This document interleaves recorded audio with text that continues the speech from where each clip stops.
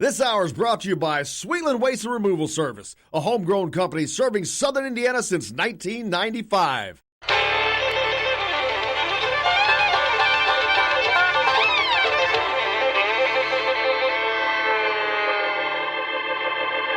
Well, we're coming to your city. Gonna play our guitars and sing you a country song. We'll all be flying higher than a jetliner. And if you want a little bang in your yin-yang, come along. Well, come on along and welcome aboard to Indiana Sports Beat Radio, of course, coming to you from the Golf Club at Eagle Point Studios here on this Tuesday, October 22nd.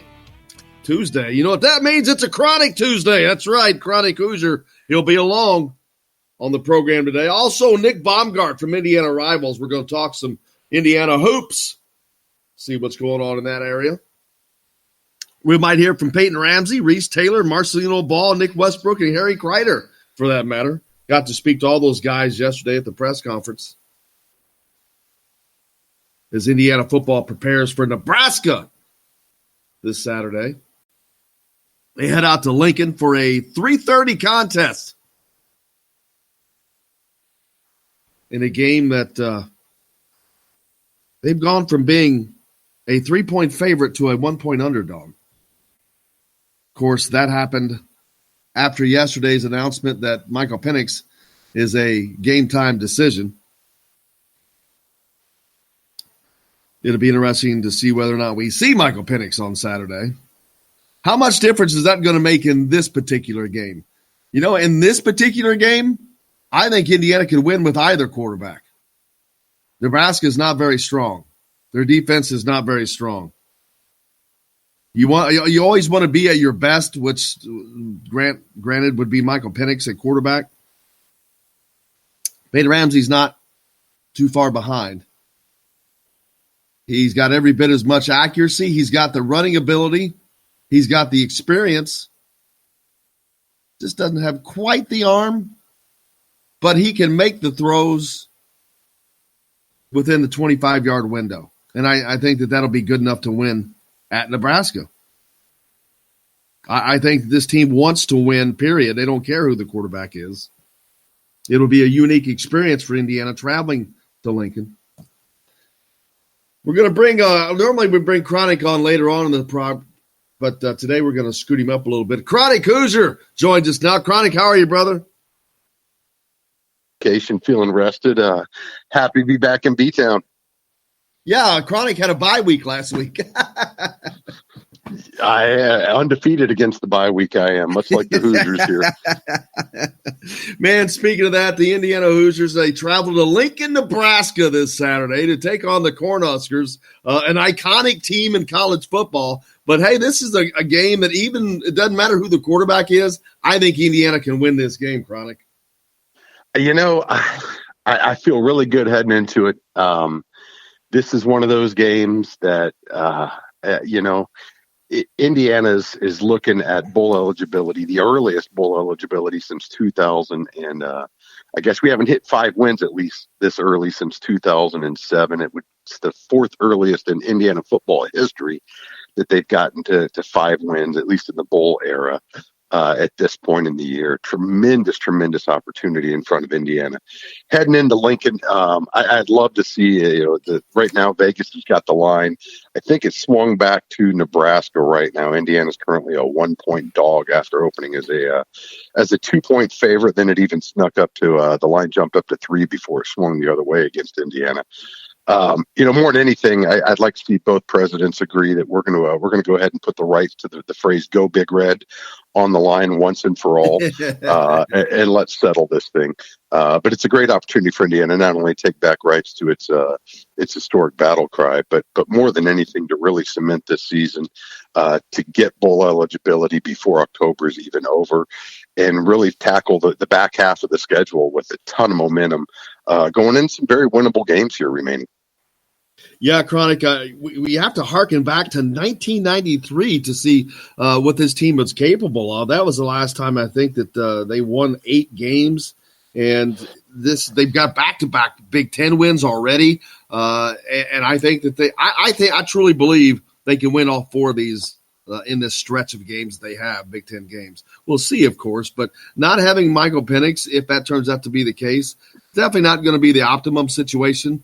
But I think because of Kalen DeBoer, how he has been running this offense, and yesterday in talking to him, he says he does not have a Peyton Ramsey play sheet, but he knows what he's comfortable with and knows what he likes to do. And, man, Kalen DeBoer has really, really breathed a breath of life into this offense with what he's added to it. No, unquestionably. And I certainly think that Penix still is very undoubtedly gives Indiana the best chance of winning, no matter the opponent right now. All credit to Peyton Ramsey for stepping in and really guiding Indiana to a victory. One of the things that really stuck out to me in that Maryland game is there's this sense that the other shoe's going to drop as an Indiana football fan. We've seen this play way, way, way too many times in the course of our lifetime. And exactly that type of game, one of those where you really get the sense that the season can pivot on it. Indiana finds itself in a favorable position. Penix obviously takes that shot late in the first half, proceeds to lead the team down to the goal line before the tip ball ends up in an interception and what was effectively a 14-point swing. And you got the sense that this is the beginning of the unraveling for Indiana.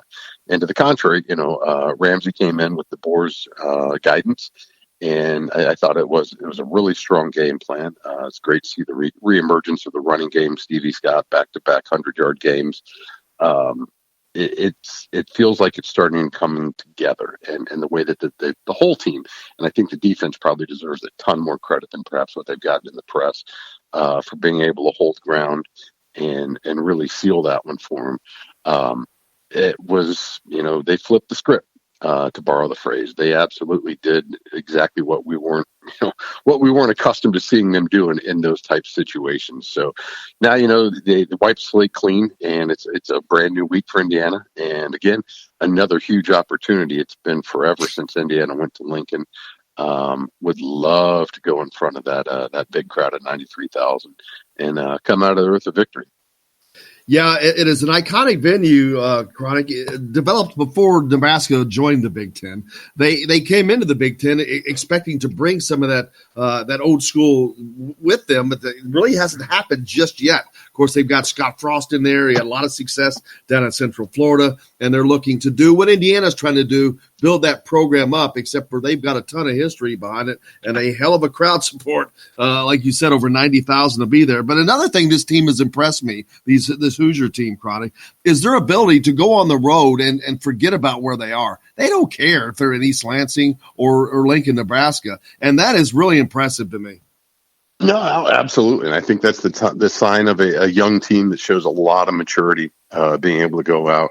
I still think the penalties last weekend were certainly problematic for Indiana, and something, as you wait for that other shoe to drop, proverbially speaking, that certainly I felt we're going to be able to point back to. This is one of those reasons why you look at that interception and 14-point swing, but Indiana found a way to overcome their own mistakes in route to victory last weekend.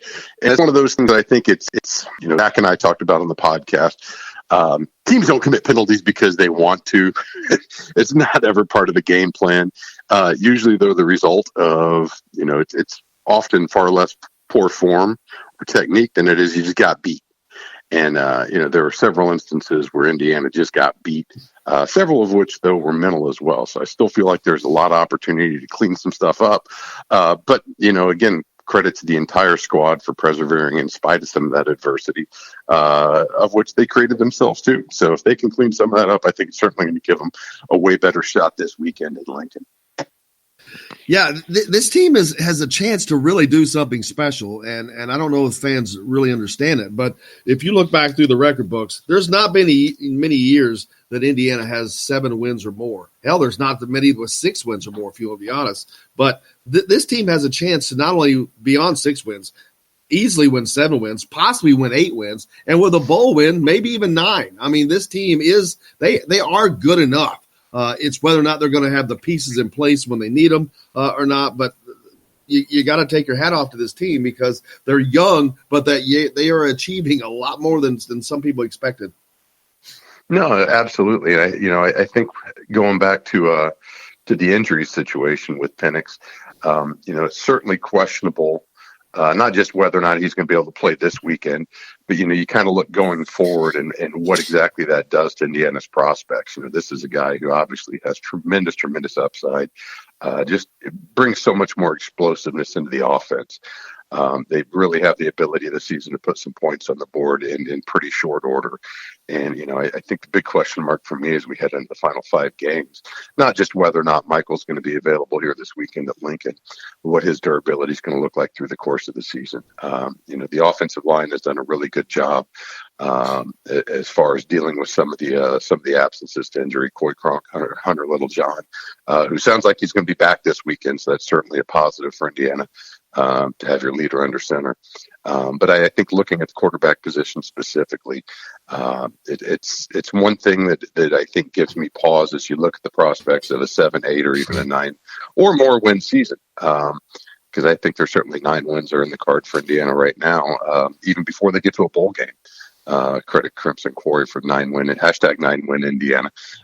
Imagine 10-win Indiana. But it's certainly something that, at least on paper right now at this point, looks plausible for this team. But like I said, I think keeping Penix healthy, avoiding some of those shots that he's taken that have knocked him out of games in the past is going to be paramount if they're truly going to capitalize on the potential this year.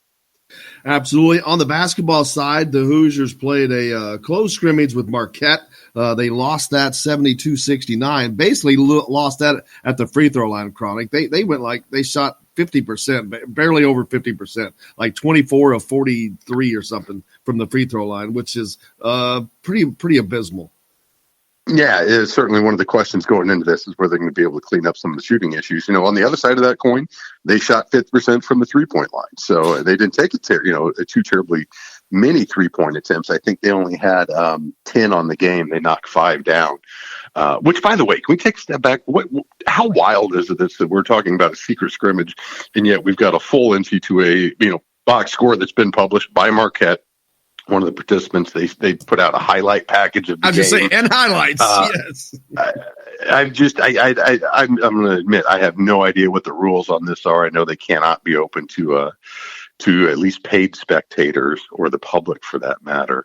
But it's just wild to me that we're sitting here breaking down the secret scrimmage with the assistance of again, video package and full box scores. Most notable on that, Archie got teed up 11 minutes, almost 12 minutes into the game. So, if nothing else, I think that's the silver lining to all of this. But it's one of those where you got to kind of wonder how much of what we see in the box score is going to translate into the regular season. We mentioned earlier in our shows together here that I was looking at free throw percentages, one of those bellwether signals as to whether or not they're going to be able to right some of what was wrong in season past here. Certainly problematic. I will say though that when you look at that, probably the most noticeable thing aside from Arch getting teed up in a scrimmage is the fact that you were missing your starting backcourt. There was no Fennessy, there was no Devontae Green in action by all accounts. Al Durham sat for much of the final stretch of that game. So pretty much putting the entire ball handling responsibility on freshman Armand Franklin. So take it with a grain of salt, but it was definitely fascinating to see how well a limited backcourt, effectively of just Armand, of Al, and DeMazy was able to handle pretty experienced, pretty capable squad in Marquette there. So, again, it'd certainly be nice to see maybe an Indiana produced video package kind of highlighting some of what they felt like the guys did really well. But at the end of the day, I think you got to take it all. And I feel like it's a net positive, by all accounts, seeing Indiana trying to figure out, and that's my guess is what Arch was trying to do in addition to protecting some of the guys who are maybe, nursing along a couple of dings at this point. Trying to keep them fresh for the start of the season, but really experimenting with a big lineup. You look at the minutes from that, and really, really heavy. I think Along those lines, though, what was also noticeable was how light Deron Davis's load was. He played only 10 minutes, 28 seconds during the course of the contest. So really fascinated to get a look at it with our own eyes in a public setting where everybody can kind of take a peep and see exactly what they've got cooking right now. But just fascinating to me at this point exactly how that rotation is going to balance out. Looks like they played 9 guys in the scrimmage. Absent those 2 starting backcourt members, you may very well see a 10, 11-man rotation pretty consistent, at least early on in the season. And it'll probably whittle down a little bit as the season goes on. But just to see exactly what type of composition, the balance between bigs and guards, and more than anything, too, just how the offense is flowing. Archie's going to want to run it inside and out, depending on how effective that 3-point shooting remains. Sounds like they did a great job of getting to the free throw line. But like you said, they're going to have to figure out a way to capitalize on if that's going to end up producing the outcomes they want. Yeah, I don't think it's an accident that Marquette is recruiting Dawson Garcia, that they are the one that sent out that highlights package and all that stuff, trying to get a little advantage there maybe. But also Indiana adds Michael Shipp as a walk-on to the team, Chronic. I don't have much information on him. You know what? I didn't either, and let me pull up my stats here. I did find it a little bit noticeable yesterday, though, as I was adding Michael to my list of followers here. It looks like he is teammates with a current IU recruit from out of the Cincinnati area as well. Hold on just a second. Let me see if I can dig this a little bit more closely here. Who am I following? Michael Shipp, teammates with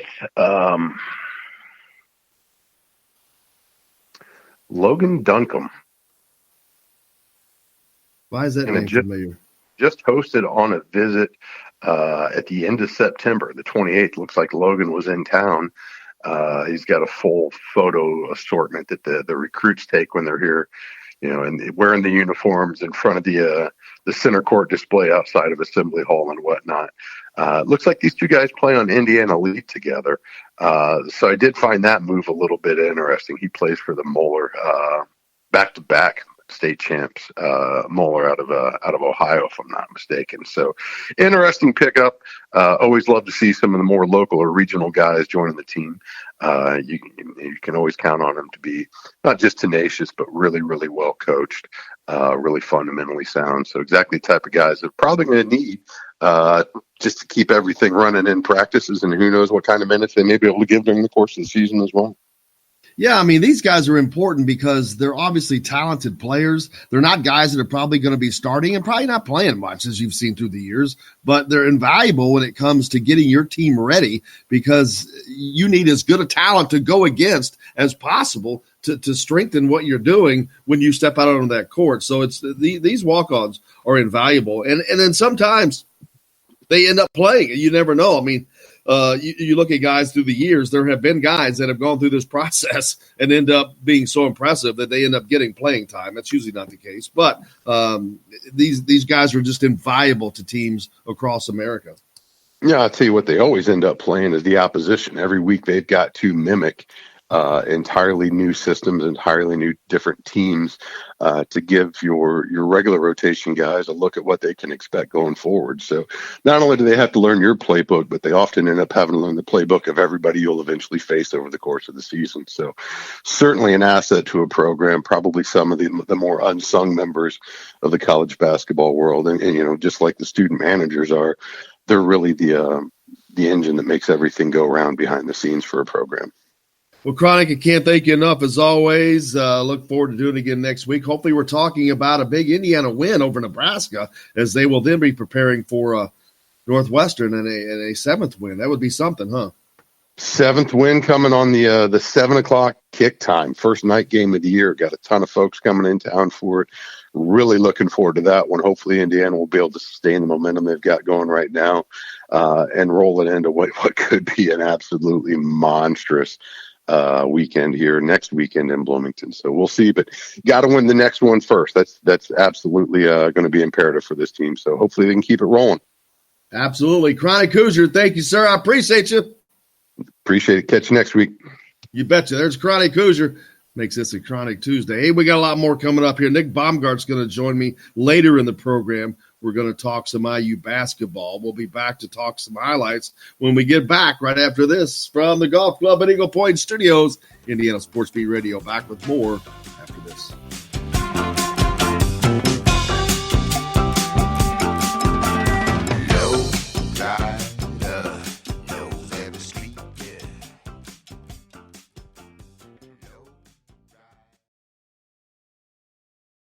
Hello, everybody. Jim Coyle from Indiana Sports Beat. When I'm not covering the Hoosiers, you can find me at Bubba's 33 in Clarksville, located on the northeast corner of I-65 at Veterans Parkway. Bubba's 33 has hand-tossed pizzas, bold burgers, and ice-cold beer from a select list of local craft brewers. An incredible food selection, all made fresh daily. Whether you're meeting the team for that post-win meal in the family dining area or meeting friends for happy hour to watch the game on one of Bubba's 50 TVs.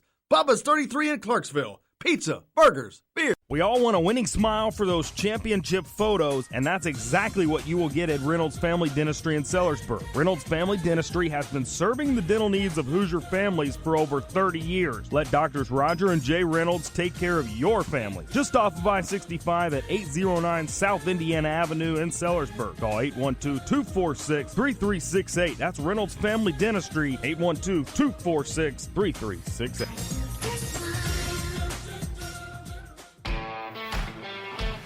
Now that warm weather has arrived, it's time to hit the links, and there's no better place than the Golf Club at Eagle Point in Bloomington. Voted best golf course by the readers of the Bloomington Herald-Times, the Golf Club at Eagle Point is under new ownership, has new fairways and bunkers, and it's open to the public. When the round's over, there's cold beer and a full menu at the Eagle Point Pub and Bistro. Call 812-824-1100 to make a tee time. That's 812-824-1100. The Golf Club at Eagle Point in Bloomington. This is AJ Moye. This is Dan Dockett. Hey, this is Michael Lewis, former Indiana basketball player. This is Indiana football coach Tom Allen. This is Jim Coyle with the Indiana Sports Beat. You can always like and follow us on Facebook. Always follow the show rebroadcast on iTunes, Google Play, iHeartRadio, Spotify. TheDailyHoosier.com is a great place to sign up for each and every day. Or, of course, on 97.7 The Ref in Evansville. For the best recycling and waste removal service, turn to the area's leader, Sweetland Waste Removal and Recycling, a homegrown company serving southern Indiana since 1995. Sweetland Waste Removal and Recycling serves Floyd, Clark, Harrison, and Washington counties. For excellent service and peace of mind, call Sweetland Waste Removal and Recycling today at 812-944-5642. That's 812-944-5642. Keep life sweet with Sweetland Waste Removal and Recycling. I'm Rain Shaddy, and I'm a Hoosier. As a toddler, you could always find me running around in a cream and crimson onesie and a red IU hat reminiscent of those worn during the world-famous William Tell timeout, shouting, "Go Hoosiers!" Like many other alum, I chose to make Bloomington my home. As a civic and alumni leader, I have become very knowledgeable about our community and would love to share my insights with you as your realtor. Find me on Facebook or call or text me, Ryan Shaddy, with FC Tucker Bloomington Realtors at 765-623-9093. You're on the line with Jamal Meeks, former Indiana Hoosier, number 23, 1992. And I'm on the beat with Jim Coyle. Today's guest is brought to you by Reynolds Family Dentistry of Sellersburg. You need $1 million smile for those championship photos, and that's exactly what you'll get with Reynolds Family Dentistry.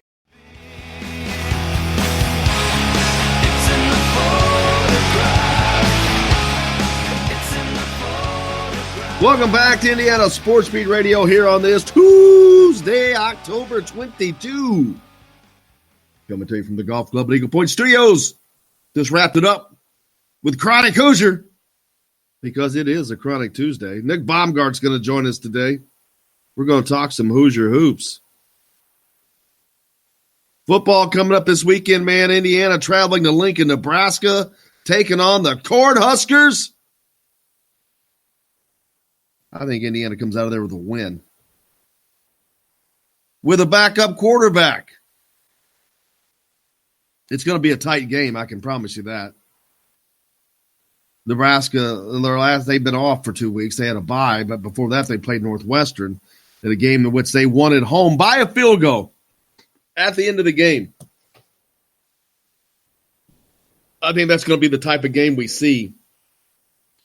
Although I think Indiana is a lot more offensively inclined than, say, Northwestern. I think those are Indiana's next 2 wins, hopefully. Can you imagine that? Indiana standing at 7-2 before you leave October? Hello! Unbelievable.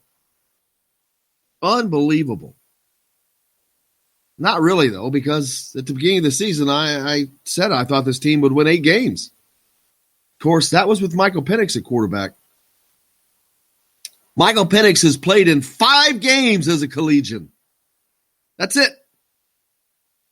That's it. That's nuts. Indiana is very fortunate to have a solid backup like Peyton Ramsey. I mean, you can't say that there's no drop-off because there is. If there wasn't, he would be the starter. But that's okay. He's a very solid, mature, experienced quarterback. And I think it will be enough for Indiana to get the win. If they can get their defense lined out, man. It's been the defense that have cost Indiana. Defense cost Indiana in East Lansing. Indiana would have won that game had they been able to make just a couple timely stops. This season's about the defense. They legitimately could have one loss right now. I mean, there's nothing that's going to change that Ohio State loss. Ohio State's doing the same thing to everyone, beating them by 50.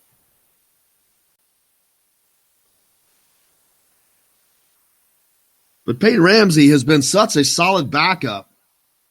And a big part of that is maintaining a mental outlook to be ready at all times. And he has done just that. He prepares each day like he is the starter, even though he hasn't been. You know what kind of resolve that takes? Luckily for Indiana fans, that's what Peyton Ramsey does. Had the opportunity to talk to him yesterday. Let's hear what Peyton had to say. Mental outlook all year long, and you've lived life on both sides, starter, coming off the bench. When you do come off the bench, knowing that your team is obviously in need, is there a different mental approach for you? I don't think so. All week long, I try to still be that same leader, the same guy that's pushing everybody, and they look to me during the week, to try to get things going, look to get the tempo at practice going, and I think, that it was that same look. It was just a carryover from practice, and just trying to be that same guy in that leadership role that guys look to, and I'm that same way on the sideline. At least I try to be when Mike or anybody, even receivers, running backs come to the sideline. I try to be that guy that they can look to, and so I would say there wasn't a whole change there.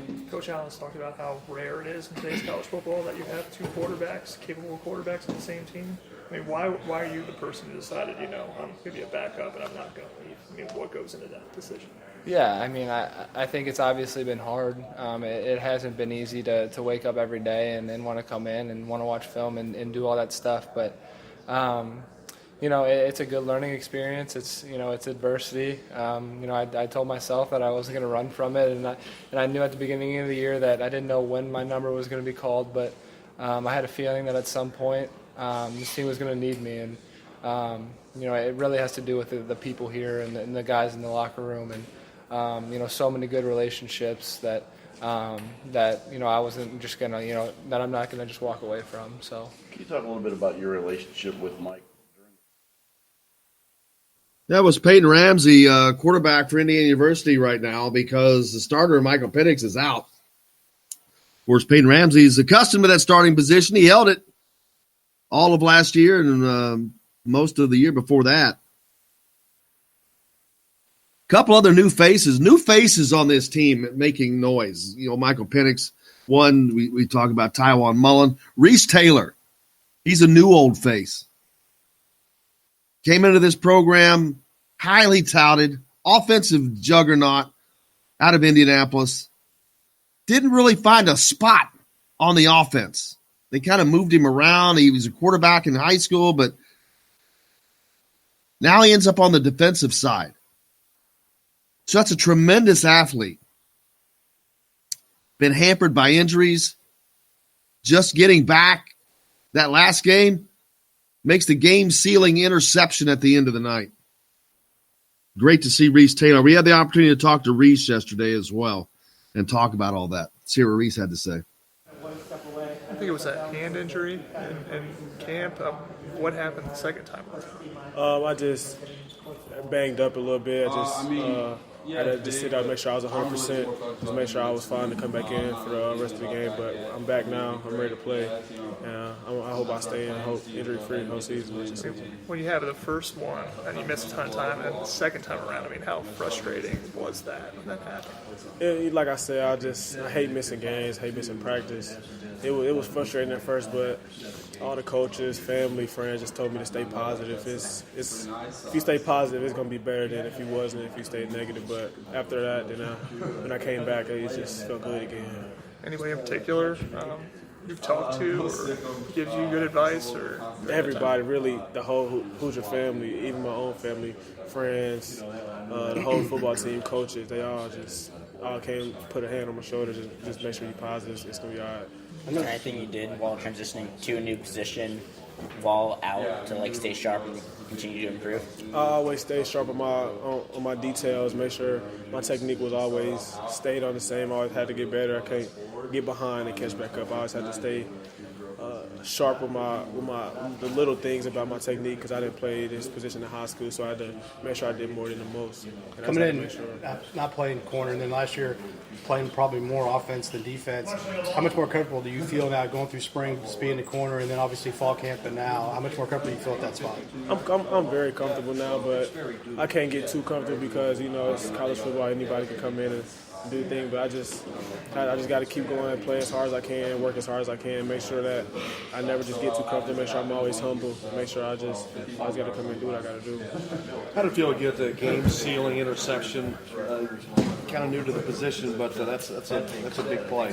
It was outstanding. It was just a blessing to be in that position. It's just all happened at once. The defense, it all happened all in one motion because of the defense. Everybody did their job. If I didn't do my job, then I wouldn't have been in that position. But the defense just upward as soon as it happened. It was just a big play. Loved it. When you see the ball coming to you, and you're almost that open. It's almost like you as a receiver. Is it just don't drop it? That's what it was. My eyes was locking on the ball. I just couldn't drop it. If I dropped it, then I would let everybody down. So what I had to do. I just make sure I had to secure the catch and make sure I didn't get it down. What does it say about? That was Reese Taylor, man. He's you talk about it. Everybody doing their job allows me to succeed. This team is tremendous about putting credit on the other shoulders of their teammates, number one. Number two, they're right. If they just execute and everyone does their job, good things will happen. That's what happens when you execute. And they did that in that case. And good to see Reese Taylor having that success. And he's going to have that much more. That is going to be a big boost to this defense, having an athlete like that out there, something exactly that they'll need at Nebraska. Hey, we got a lot more to talk about. Nick Baumgart's going to join me next. We're talking some Hoosier hoops. Stay tuned. Indiana Sports Beat Radio is coming right back from the Golf Club at Eagle Point Studios right after this.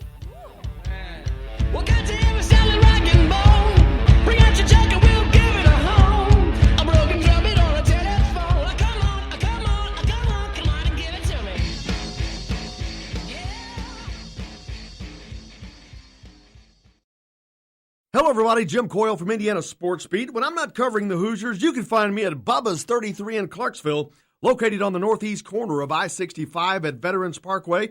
Bubba's 33 has hand-tossed pizzas, bold burgers, and ice-cold beer from a select list of local craft brewers. An incredible food selection, all made fresh daily. Whether you're meeting the team for that post-win meal in the family dining area or meeting friends for happy hour to watch the game on one of Bubba's 50 TVs.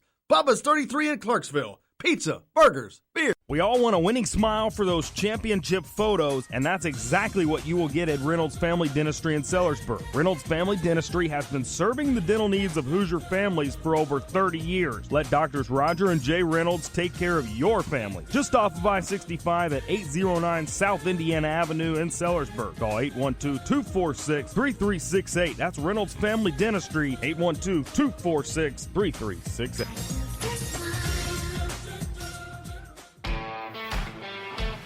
Now that warm weather has arrived, it's time to hit the links, and there's no better place than the Golf Club at Eagle Point in Bloomington. Voted best golf course by the readers of the Bloomington Herald-Times, the golf club at Eagle Point is under new ownership, has new fairways and bunkers, and it's open to the public. When the round's over, there's cold beer and a full menu at the Eagle Point Pub and Bistro.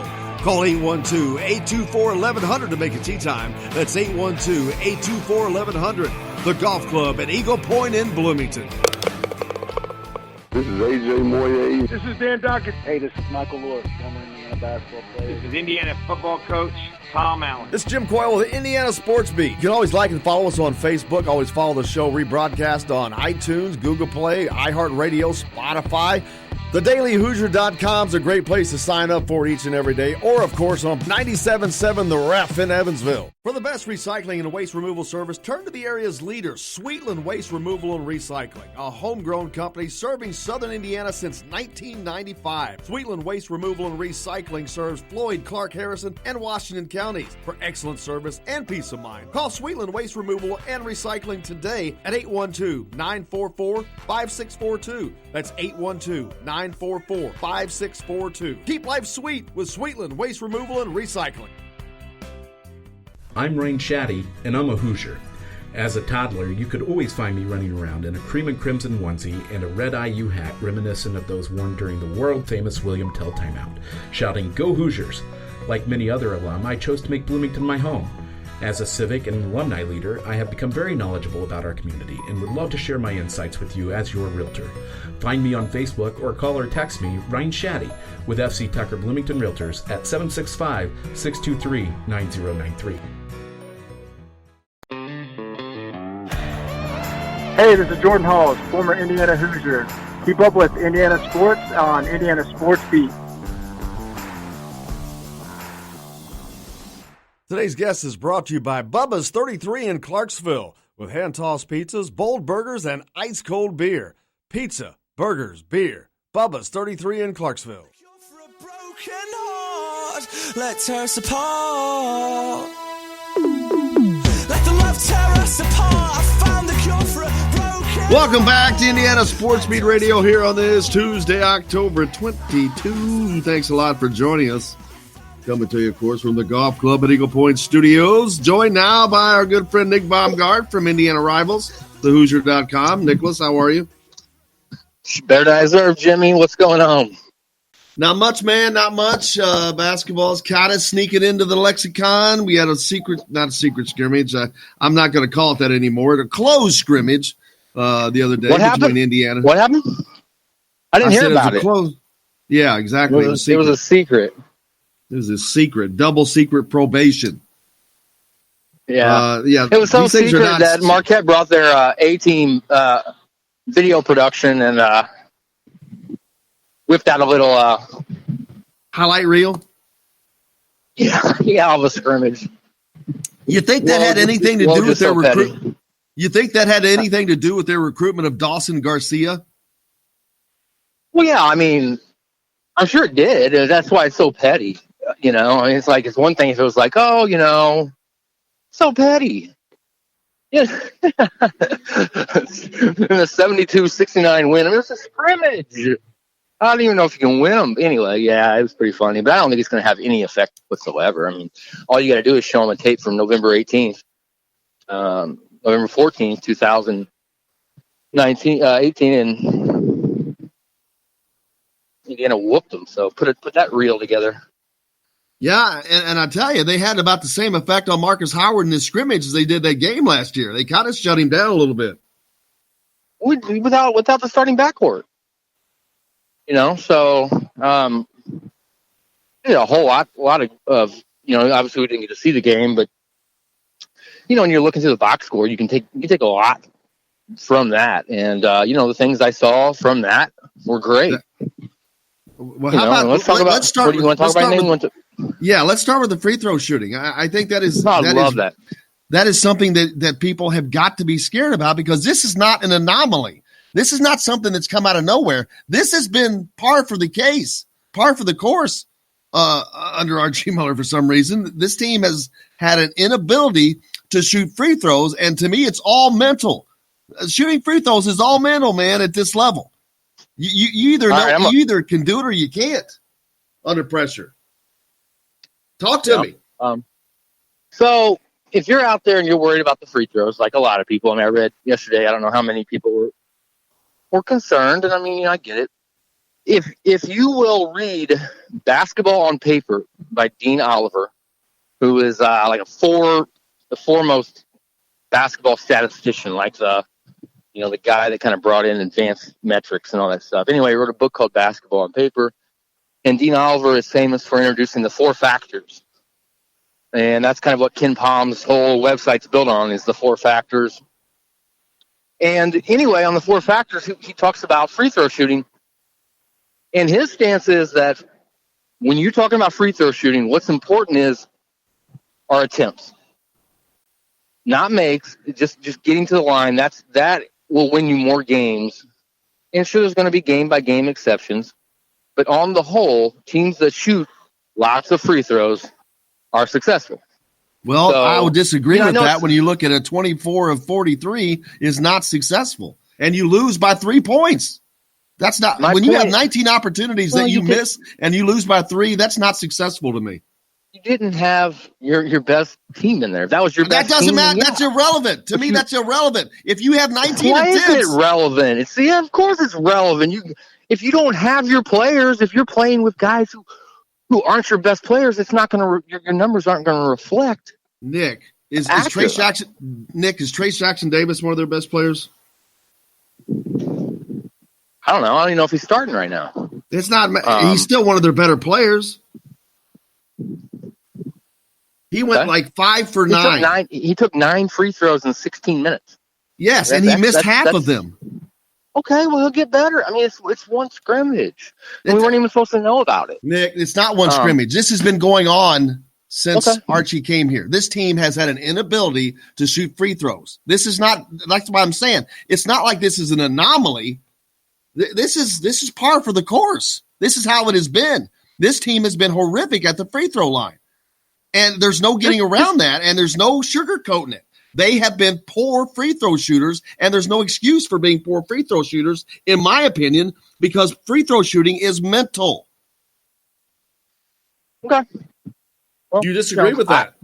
I did. I think this team's been together now for not very long. They haven't even played a game. They played a scrimmage. Let's revisit this in 6 weeks, and they come out and they shoot really bad in the first couple games. I'll say, all right, sky's falling. Right now, at this point, shooting 43 free throws is freaking impressive. Not when you miss half of them, it's not. Make them. No, okay. you keep saying that, but they haven't made them in 3 years. Well, you're not going to let me off the line until I say the sky is falling in Indiana. Right. I don't think it's that big of a deal. That's my stance. I know it's different. So you don't think a poor free throw shooting team is a big deal? I'm not ready to write the indictment on this team yet. I'm just Nick, you cannot argue the fact this is how it has been for 3 years. This is not an anomaly. This is how it has been. They have been a poor free throw shooting team over the last couple of years. It hasn't changed. That's why I think it's deserving of a conversation. When you when you shoot 43 free throws and you miss half of them, that is a problem. And especially it's a problem when you're on a team that has been historically a bad free throw shooting team just for the last couple of years. To me, that's a problem. It is a problem. Well, but Joey Brunk wasn't even on the team. Trace Jackson Davis wasn't even on the team last year. That's my point. They come here and become horrible free throw shooters. Why? That's the question. They're shooting twice a day. I don't have an explanation for it. Justin Smith hit his 3. So there I was, I don't know. They're shooting twice a day, supposedly. It's not okay. You know better than this because you know more about this sport than I do. But you know that this is not about mechanics. This is mental. This is all mental. You get to this stage of the game, you can shoot a free throw. Hell, I can shoot free throws. It's not about the mechanics, so it doesn't matter if they shoot 10 times a day. It's the mental part of this, and for whatever reason, when they come to Indiana, they lose the mental ability to toughen up at the free throw line. I don't know why. I don't have the answer, but I can see that there is and has been a problem, and it continues today. No, I mean, I see it. You know, I get it. I'm just not ready to to write the book on it yet. Let's just see if once the game starts and, let's Hey, just I see. love it. What if Rob, you're the only what if guy I Rob can and argue with Devontae on here. what if Rob and Devontae had combined to hit like 11 of 14 or 11 of 13? I mean, that number would look a lot better. That's like saying, what if Armand Franklin didn't miss every free throw he shot? What if Trace Jackson didn't miss half the free throws that he shot, which he did? Of course it makes it better. That's why we're talking about it, because they did miss half. They did miss all. They did not shoot the ball well. I think there's a human – okay. I think there's a human element to it, though, that we're missing. I really do. Okay? You're not talking about your experienced guards missing, I guess Al missed 3, but it's your first action in a college I don't want to hear that crap. Dude, these guys are 3-year, 4-year players, man. Come on. Come on. Let's get real, baby. We're real. You're the only guy that does. I am being real with you. I am being real. There's a human side to it. I mean, it's incredibly difficult. It's one thing to sit there and practice and make 90 out of 100 free throws or whatever that Al Durham does, and then it's different when you get into a game. And it must only be difficult for Indiana then. Why is it only difficult for Indiana? Why are these other teams not having problems shooting free throws? Because we only scrutinize Indiana. We only break every single thing down about Indiana. I mean, there's plenty of teams out there that, the sky was falling last year, right? Because we couldn't shoot threes. You're right. We couldn't there's shoot. Plenty of other teams that aren't. You're right. Duke shot worse than we did. But they do other things better. When you are not elite, when you do not have elite areas of your game, you have to make up for it in other areas, i.e. being a really good free throw shooter, being really good at drawing fouls, whatever the case. You can't be okay at something and then not really good at something else. You can't be a poor free throw shooting team and not be an unbelievable rebounding team. That's the difference between a Duke and Indiana. They can afford to be a poor free throw shooting team because they do other things so much better. Yeah, I agree with that. I do, but I'm just saying, I don't know. We're hammering them. For the free throw shooting, I just think it's a little premature. I think they deserve to be hammered for it. It shows that the season starting off like it left. That's just like it left. You have to see. That's the thing. Too many Indiana fans want to just ignore the realities of situations. They just want the rainbows and unicorns, and that ain't my deal, man. I'm a realist. I want them to do well, but I'm also a realist. I acknowledge things when things are going bad. Sticking my head in the sand. This isn't me sticking my head in the sand by any means. I'm just telling you. I'm not talking about people that are.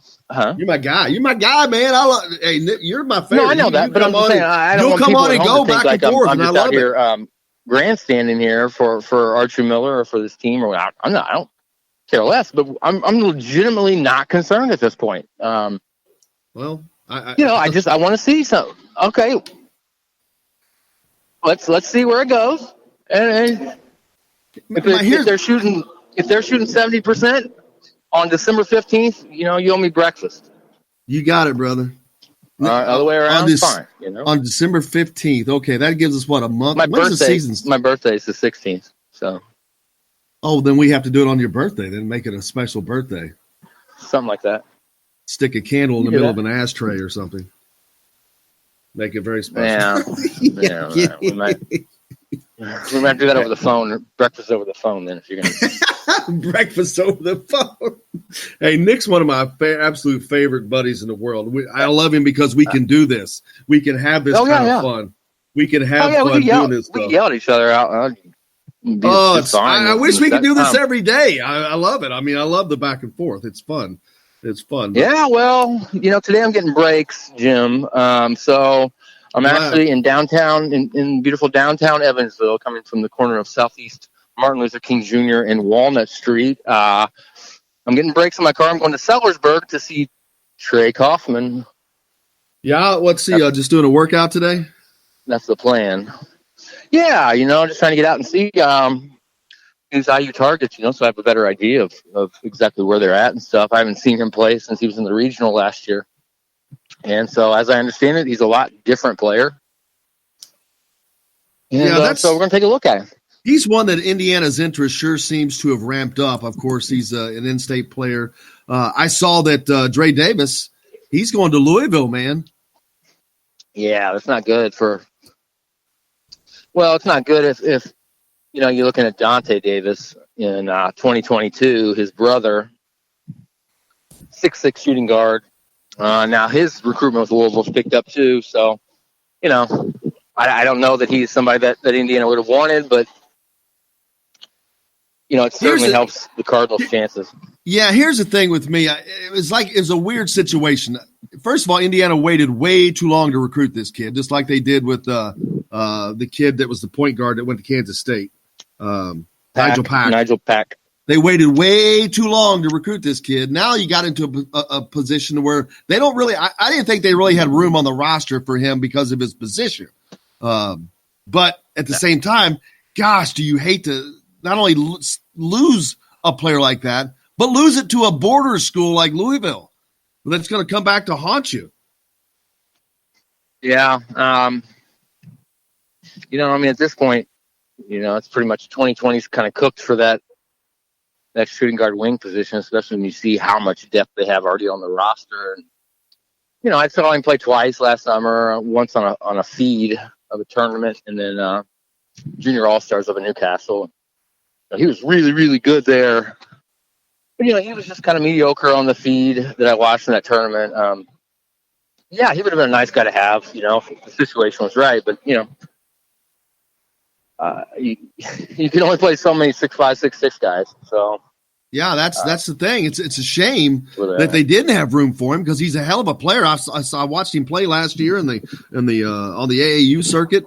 Great player. Yeah. You hate to see kids like that get away from the state, but it's a situation where it's like you can't blame Archie for that one. Really, it's a situational kind of a thing. Well, I think Nebraska jumped in really, really early too. Michael Lewis was on that pretty early. Anyway, that kind of sailed. Yeah, unfortunately. Now, what do you think the chances are as we get later that Christian Lander reclassifies? I'm thinking it may. Is it less of a chance? Repeat that question. What do you think the chances of Christian Lander reclassifying are now? Oh, very, very, probably pretty low. At this point, I don't know. We'll see. He didn't. From reports on the ground out in Colorado Springs, he didn't have a great weekend. But if Indiana and Louisville both want him, so if he wants to go early, he can. He certainly can. He's older, as I believe. I think he's 17 already. So, from a development standpoint, he'd probably be good to go. There's just some concern whether he's a true point guard. I talked to some people this weekend, and they're kind of like, he's a 6'2" combo guard. He's a shooting guard who can handle the point some. He's talking about like a Rob Finney or like a table setter. He could pass. He's a great passer, but he's more of a score first, and that kind of matches Archie's preference for his point guard. He wants a scoring point guard. So I don't know. I don't think Duke's going to get involved. I'm pretty sold on that. They haven't gotten involved seriously at this point. They're probably not going to. So, we're just going to have to kind of wait and see how the start of the school year goes. If I had to put a percentage on it right now, I'd say probably 35 or 30%, 35, 40% maybe. That could change. Did you see that Culver Academies and the head coach, is his first name Mark Galloway? Yeah, Mark Galloway has been suspended by the IHSA, and and Culver Academy has been put on probation for the remaining regular season. Yes, I mean they can't play in the state championship. I don't know what the. Yeah, that's not a ban. I'm not sure that they've been banned from postseason. They're just on probation. It's really, really stupid. It was like an alumni, former players played the current team like in some kind of scrimmage thing, and I think they took money for a charity or something like that. I'm not really sure exactly I got to get into it a little more, but it's something to do with a rules violation like that, which is just kind of stupid. But I get it. Rules are rules. I don't think it's anything like, he was the nothing head coach severe. at Carmel. I don't think that they're on any kind of ban or anything. It's just probation is a warning that an illegal act has occurred. It's a matter of record and shall not be repeated. Similar and further acts which violate IHSA bylaws or policies of the association by the boys basketball program shall be dealt with in a more severe manner. Meaning they're on probation. So as long as they don't do anything else, they'll be fine. Hey, we got to get out of here real quick, but if you can hang out, we'll do another segment, Nick. Yeah. All right, we've got to take a quick break here on Indiana Sports Beat Radio. We've got Nick Baumgart from Indiana Rivals with us. We'll be back with more from the Golf Club at Eagle. I can't help it, baby, if I'm acting strange. I'm just hoping, baby, I'm not going insane. Hello, everybody. Jim Coyle from Indiana Sports Beat. When I'm not covering the Hoosiers, you can find me at Bubba's 33 in Clarksville, located on the northeast corner of I-65 at Veterans Parkway. Bubba's 33 has hand-tossed pizzas, bold burgers, and ice-cold beer from a select list of local craft brewers. An incredible food selection, all made fresh daily. Whether you're meeting the team for that post-win meal in the family dining area or meeting friends for happy hour to watch the game on one of Bubba's 50 TVs. Bubba's 33 in Clarksville. Pizza, burgers, beer. We all want a winning smile for those championship photos, and that's exactly what you will get at Reynolds Family Dentistry in Sellersburg. Reynolds Family Dentistry has been serving the dental needs of Hoosier families for over 30 years. Let Doctors Roger and Jay Reynolds take care of your family. Just off of I-65 at 809 South Indiana Avenue in Sellersburg. Call 812-246-3368. That's Reynolds Family Dentistry, 812-246-3368.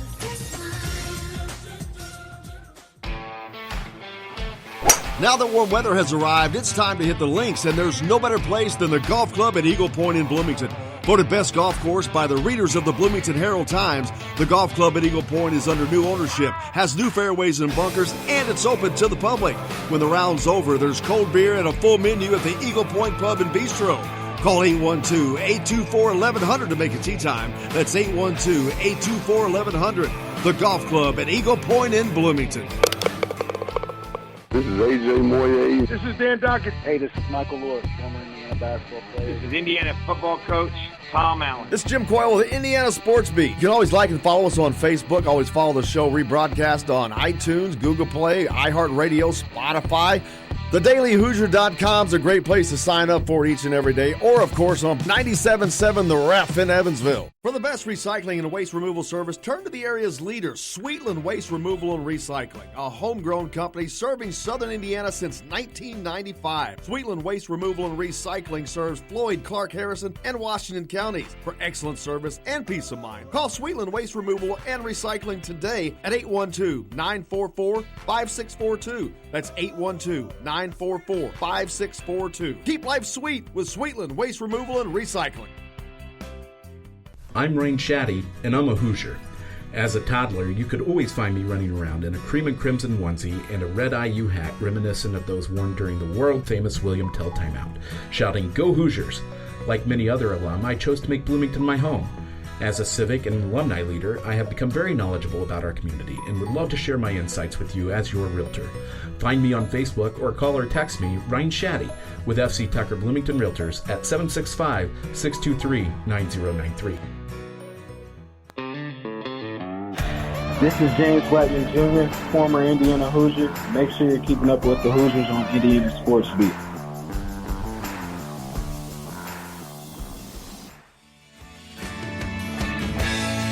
Oh, my baby's gone with the wind.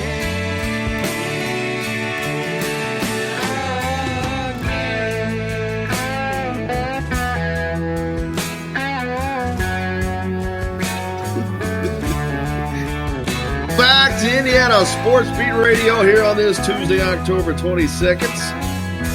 Charlie Hoosier was on earlier. So was Nick Baumgart, but we kidnapped him and kept him. Still got him. Nicholas? Yeah, I'm here. Yeah. People are looking at me funny. Text in from Tim, Nick, that says, I saw Trey Patterson and family were impressed by Indiana. Have you heard any comments about his visit? I'll be honest with you, it's the same thing every time you hear, the visit was great, the facilities were wonderful, the fans in Indiana are awesome, I loved meeting the staff, blah, blah, blah, blah, blah. I mean, that's what you're going to hear.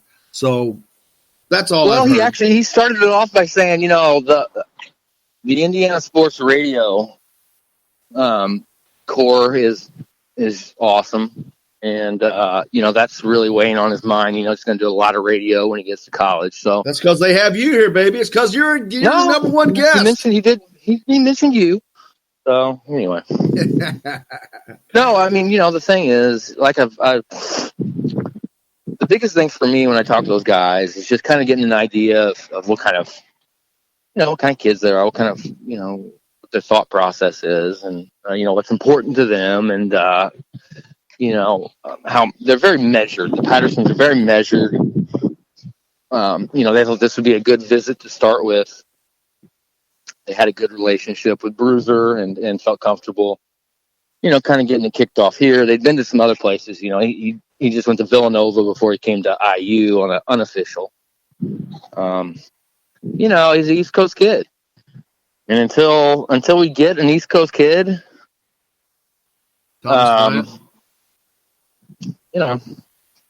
Green. I'm talking about one of those top. Thomas Bryant. I'm talking about this regime. I get it. There's been guys. There's this regime.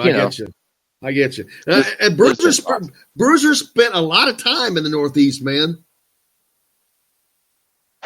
Yeah, he's a Northeast guy. In his defense, it's when you've missed the tournament 7 out of 11 years, and when you're 8 out of 11 years. Thank you very much. 8 out of 11.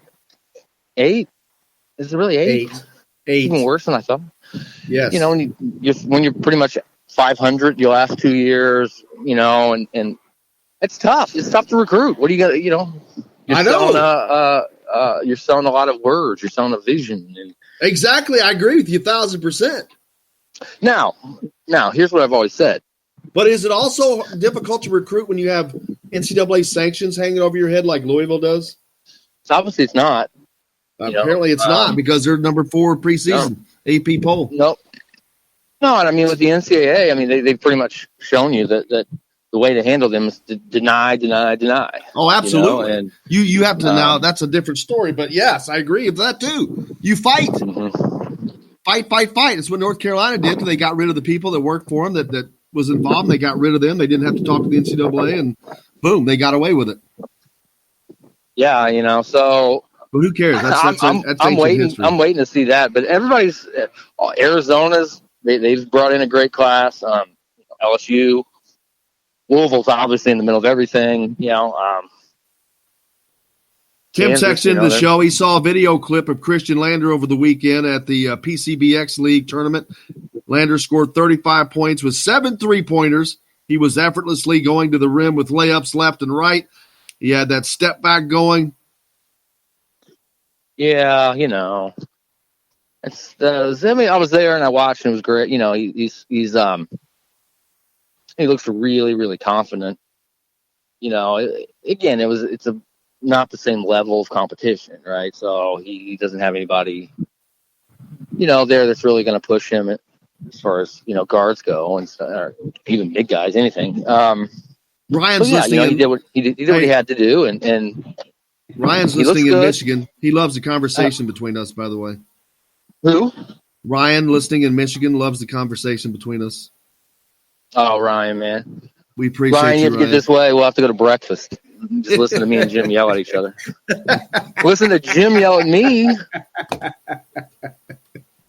No, and I want to. It was funny too, Ryan. You'll like this. I'm getting my breaks done, so I had to come down to the public library here. Nobody cares about your breaks. Why do you keep telling us that? Listen, listen, and then you start yelling at me, and then I start yelling back, and then everybody in the library is like, the hell are you doing, dude?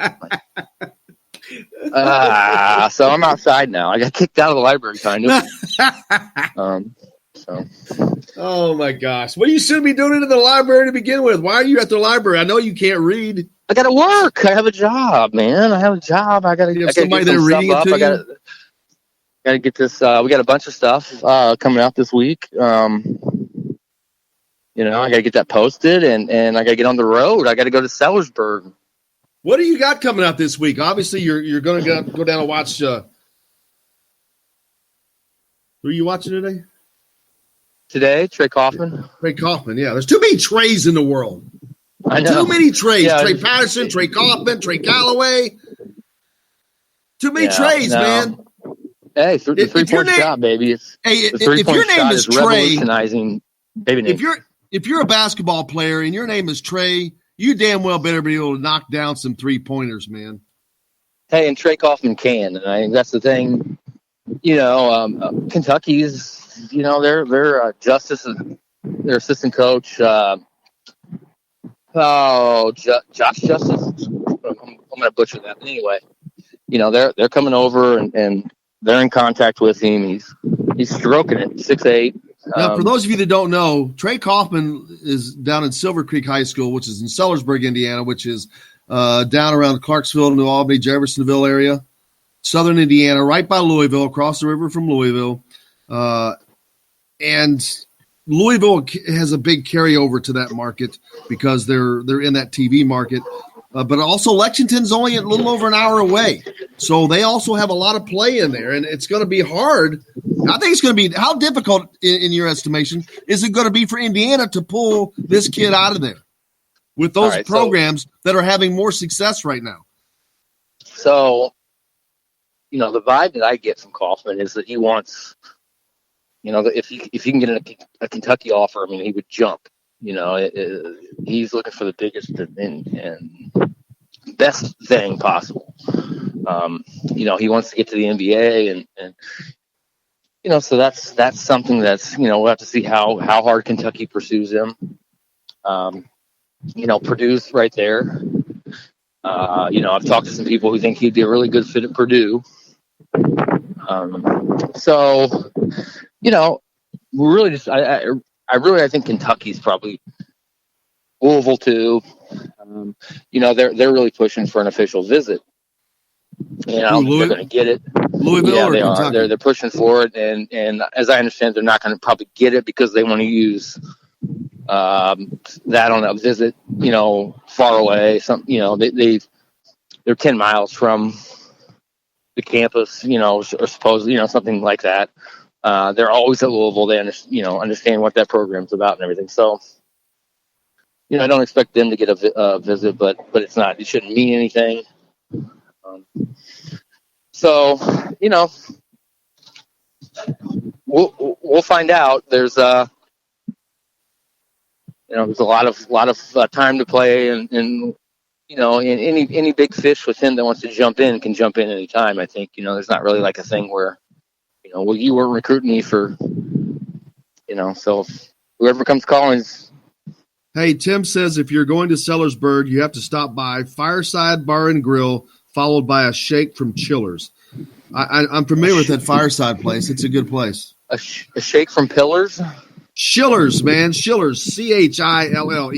Chillers, like chiller, like chill.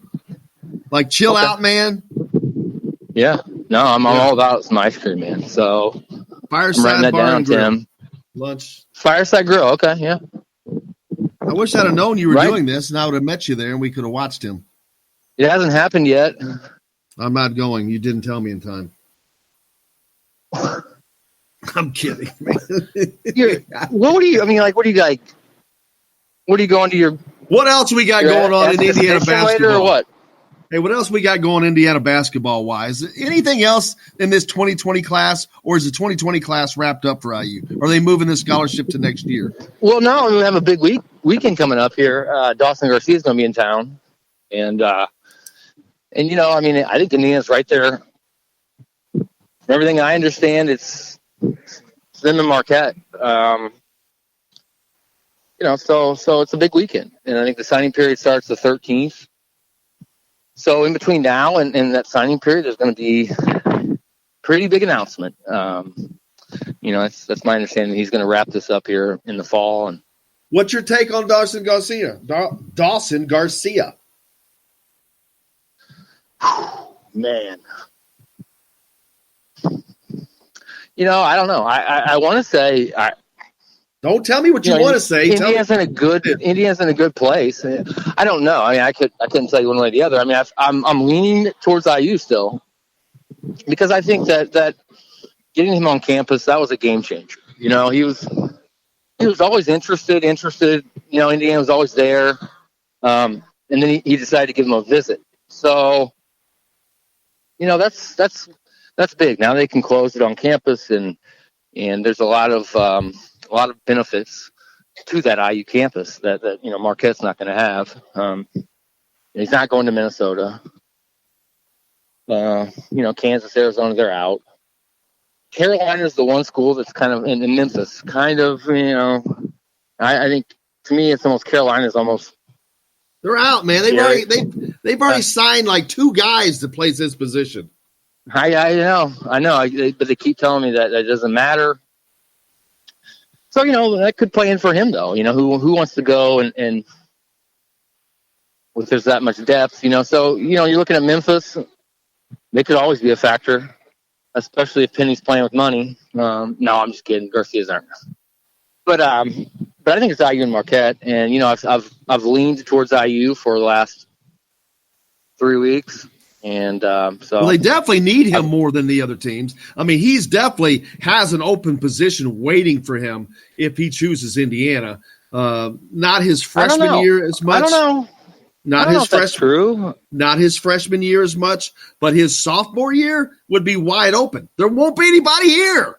Right. They'll be all gone. Yeah. I mean, I see that. I see that side of it and everything. I'm with you. I think that situation is pretty good. I know Marquette lost the Hauser brothers. So, they've got. Which really surprised me. That really surprised me. As good as Marquette, their program is kind of going right now. And for those guys to leave like that, it surprised me. With Marcus Howard there, I was a little surprised. That's weird. I don't know if something happened or what. But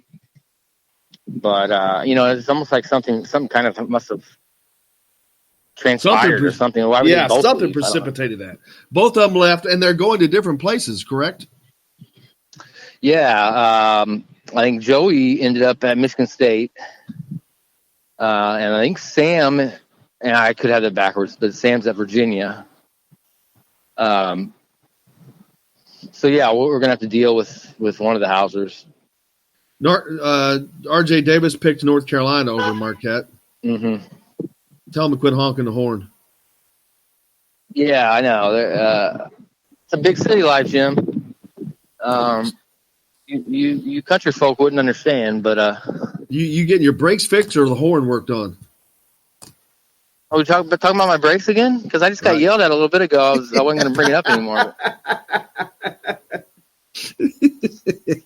Yeah, people have to understand. Me and Jimmy's my buddy, man. Oh my gosh, I have so much fun with you. It is it's a blast. No. It's never like If I could do this every day, 5 days a week, this would be just an absolute blast. Yeah, you should be inside my head. I'm here all the time. Now, come on, that's really a little scary. It is Halloween. It is Halloween, so maybe that's a place to go during Halloween. Is in your head, kind of like you're going to a haunted house, right? Yeah. I'm going to charge you though. Yeah, charge you to get up here in this head. So Indiana basketball recruiting for 2020, other than Dawson Garcia, is it a wrap? You think? Right now, yeah. Curbelo. Well, what does that mean right now? Curbelo's, huh?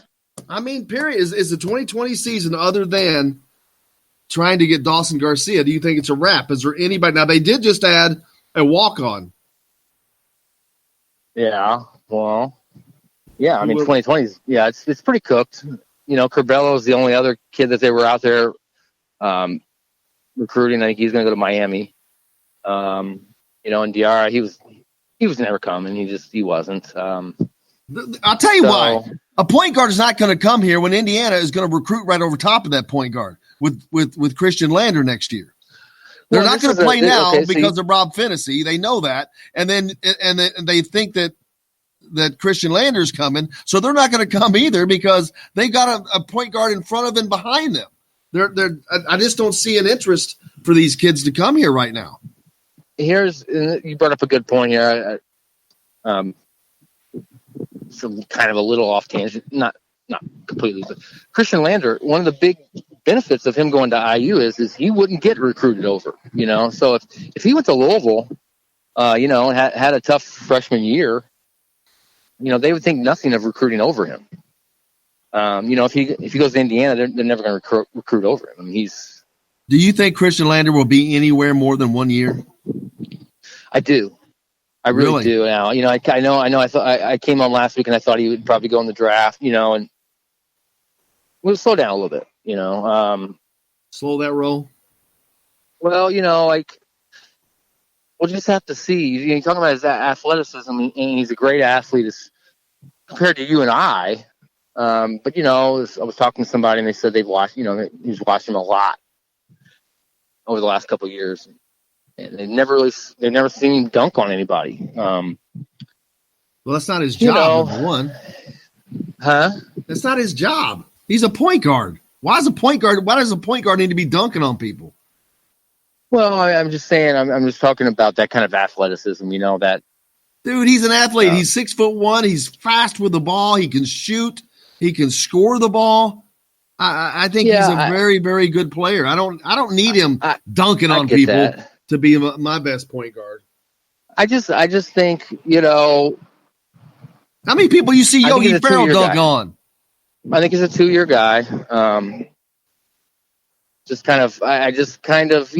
watched him this week and I talked to some people.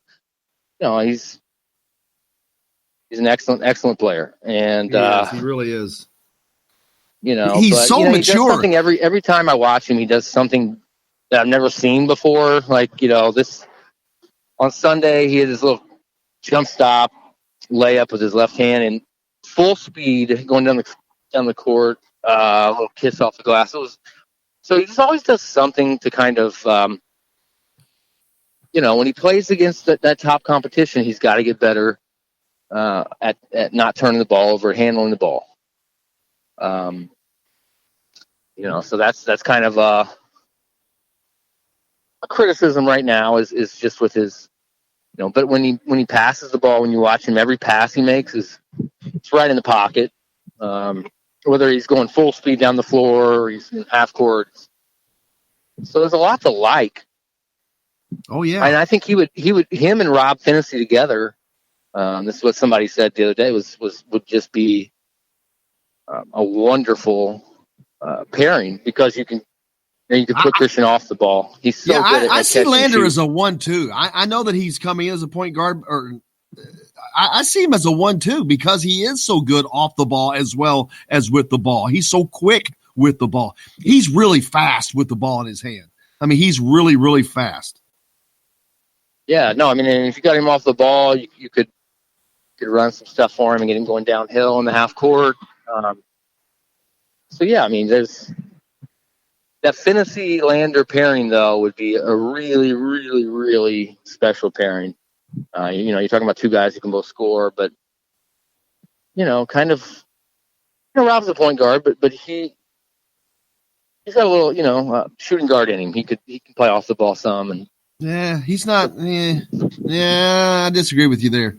He's not. He's more of a point guard, and and to be honest with you, I think Finney he's got to pick his scoring up this season. They've got to get more scoring out of that position. Although the point guard is not where you're getting your scoring from, you still have to be able to get it from there. And I don't think they've gotten that much from there. I think that needs to increase this year. Well, yeah, and he could score. He averaged 29 a game at McCutcheon his senior year, and the concussion just really, really messed him up last year. Yeah, it did. So, if you look at his 2-point shooting, he missed a bunch of layups and stuff that he wasn't So, it just really messed up his season.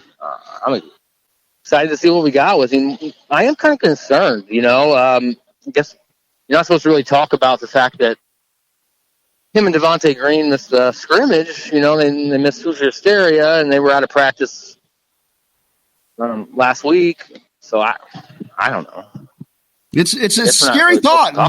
That's the thing about this team is they're always just one injury away from being mediocre at best, and that's a scary thing. Teams like that, though. What if Xavier Simpson went down? I don't care about a lot of other teams. That shouldn't be the case. I mean, they've got to get to the point where they can withstand injuries, and they're just not quite there from a roster yet, I don't think. But, injuries have been hard on Indiana. Yeah, okay. Michigan State loses Cassius Winston. What do they look like? I'm just saying injuries are but they're not. Hey. They're what? They're not what? They didn't lose Cassius Winston. Okay. But I'm saying there's nothing you can do. It's not like you can go and touch your nose 500 times more every day, and you're not. It seems to happen a lot in Indiana. It's happening a lot with this program. It's weird. Yeah, but I mean, was Jerome Hunter he had a condition, that was not even. I get it. I don't know. The basketball gods are just very, very mad at you just go down the line, though. I mean, Rob Finney, Deron okay, Davis. So what is Tom? I'm just saying. It's weird. It happens to this team a lot. Yeah, I think injuries happen a lot, and you're just hoping as a program that they're minor. You're always getting dinged up and banged. So from the standpoint that they missed practice, or they missed the Hoosier Hysteria or the scrimmages, taken together is kind of like. And we have a soft November, so there's really no rush, no reason to. Soft November. To get them back out there. Soft November. That would be my first LP. Well, I appreciate you, brother. I hope you have a good drive down to Sellersburg to visit Mr. Trey Kaufman. Thank you. Look forward to seeing how that goes. I'll talk to your secretary. I'll give her my schedule for the next month. She can work me in. Whatever. You're on every week. What are you talking about? Yeah, but I'm saying, so come and meet me at Sellersburg. See, let me know. Yeah, we'll have to talk about how the Kaufman visit goes, and but the Dawson Garcia visit this weekend that's gigantic for Indiana.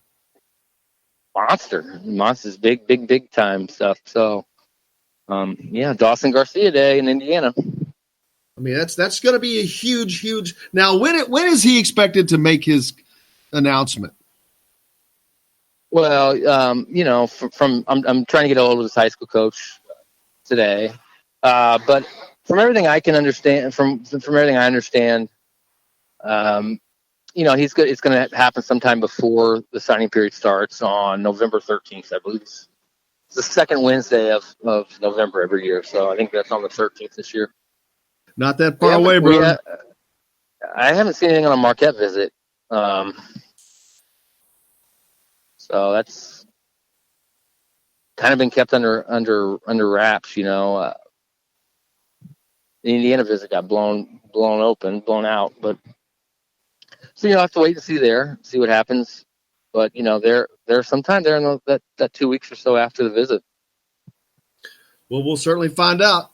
Nick, thank you very much, brother. Have a safe drive today down to Southern Indiana, or across to Southern Indiana, across to Sellersburg. All right, I'm gonna call the mechanic. Find out what this is gonna run me, Jim. So say a little prayer, buddy. Yeah, we'll say a prayer for you. Thanks a lot, brother. We appreciate you. Thanks, guys. You betcha. There is my good friend Nick. Fireside Grill. Grill and Chillers. They're all right there. I got it written down, Tim. They're right there together. Tell them we sent you and said hello. What are they gonna do? Look at me funny? No, they have no idea who we are. So no, they've never heard of me or the show, I'm sure. Thanks a lot. There's Nick Baumgart joining us from Indiana Rivals. Thanks, guys. The Hoosier.com. joins us each and every week, my good buddy. We get to come on here and have a lot of fun, and we enjoy the heck out of it. Nick's deeply into the recruiting value basketball right now. Going down to visit with Trey Kaufman in Sellersburg, one of Indiana's top targets for next season. We'll see. We'll talk to Nick after that and see how that visit goes. Also, as you heard him say, Dawson Garcia in on a visit this weekend in Bloomington. Archie Miller and crew are going to be trying to see where they can sway the big man, Dawson Garcia. That would be a huge, huge class for Indiana if they can get him locked in. That would make a big, big, big difference. But, hey, we got a lot more coming up here on Indiana Sports Beat Radio. We're back with more from the Golf Club at Eagle Point Studios right after this.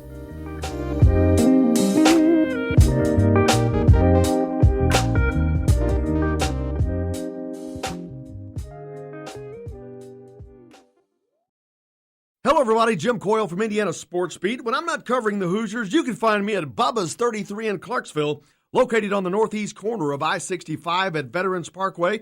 Bubba's 33 has hand-tossed pizzas, bold burgers, and ice-cold beer from a select list of local craft brewers.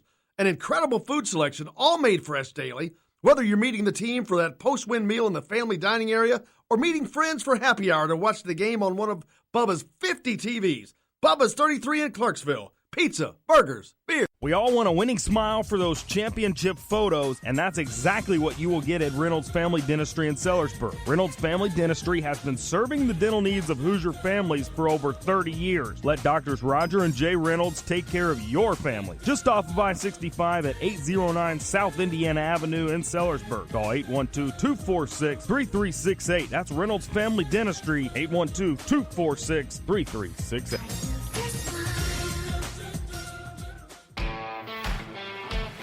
Now that warm weather has arrived, it's time to hit the links, and there's no better place than the Golf Club at Eagle Point in Bloomington. Voted best golf course by the readers of the Bloomington Herald-Times, the Golf Club at Eagle Point is under new ownership, has new fairways and bunkers, and it's open to the public. When the round's over, there's cold beer and a full menu at the Eagle Point Pub and Bistro. Call 812-824-1100 to make a tee time. That's 812-824-1100. The Golf Club at Eagle Point in Bloomington.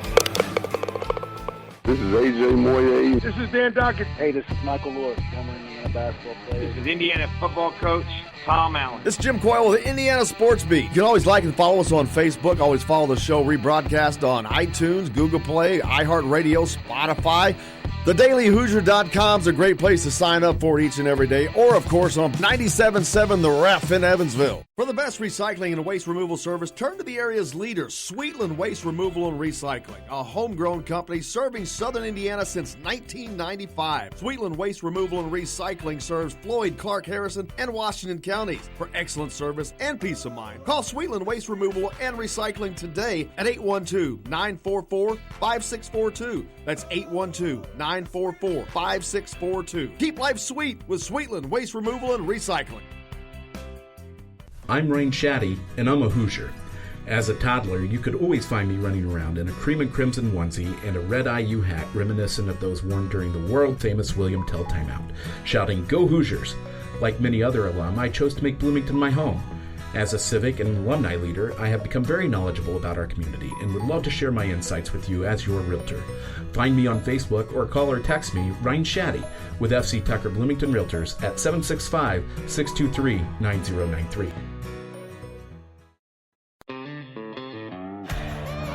Hey, this is Jordan Halls, former Indiana Hoosier. Keep up with Indiana sports on Indiana Sports Beat. Today's guest is brought to you by Reynolds Family Dentistry of Sellersburg. You need $1 million smile for those championship photos, and that's exactly what you'll get with Reynolds Family Dentistry.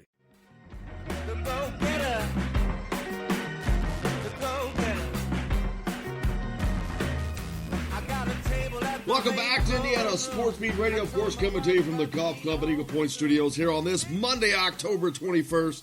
What a big weekend it was. Welcome now, the voice of the Hoosiers, Don Fisher. Don, how are you, sir? I'm well. How about you? I cannot complain. Just enjoying the kind of a comfortable weekend. Indiana was on the road, of course. I did not travel to Maryland, but you don't have that option, and thank goodness, because what a game that was down there. It really was a very good football game. If you didn't care who won, it was back and forth. It was exciting right down to the end. A really good performance in the sense that Indiana was able to come up with a victory on Saturday. The offense, I thought, was spectacular most of the game. The defense, again, came up with big plays at the end. Still hasn't played the kind of game that I think they're capable of playing at this point. But that said, 7 games in, the Hoosiers are 5-2 after the victory, a 34-28 triumph over Maryland. And being 5-2 at this juncture of the season hasn't happened since 2007. So it's been 12 years since we've experienced this kind of joy, so to speak, over a victory. Yeah, and I don't think people understand that if you look at that Maryland game and thinking how close it was, that, well, Indiana almost did it again. Actually, you get into conference play, ask Wisconsin how they're feeling today after being a 30-point favorite at Illinois and losing that game. A Big Ten win is a Big Ten win. Yep, it doesn't matter what the final outcome is other than the W in the win column. That's the only thing that really matters. And was it a perfect game? No, it was not. Indiana had too many penalties in this contest, way too many. They had, I think, 11 penalties for 105 yards that were very costly and lots of mistakes that need to be cleaned up. There's no doubt about that. Several of them helped Maryland go right down the field on the very first series of the ball game that Maryland had the football and led to their touchdown. So Indiana could have really maybe put this ball game away early in the second half if they would have played defensively the way I think they're capable of playing, but they did not. And you got to give Maryland credit, too. They've got a terrific bunch of skill players, great athletes, tremendous speed. Their quarterback, Pigram, who did not play well the week before in his first starting role of the season, taking over for Josh Jackson. Pigram did not throw the ball very well against Purdue. He threw it tremendous against Indiana. I mean, actually looked poised back there, made good throws and smart decisions for the most part. He played very, very well. But I do give this Indiana football team credit. They hung in there. They battled right down to the end, and then the defense stepped up at the end and got 2 big turnovers.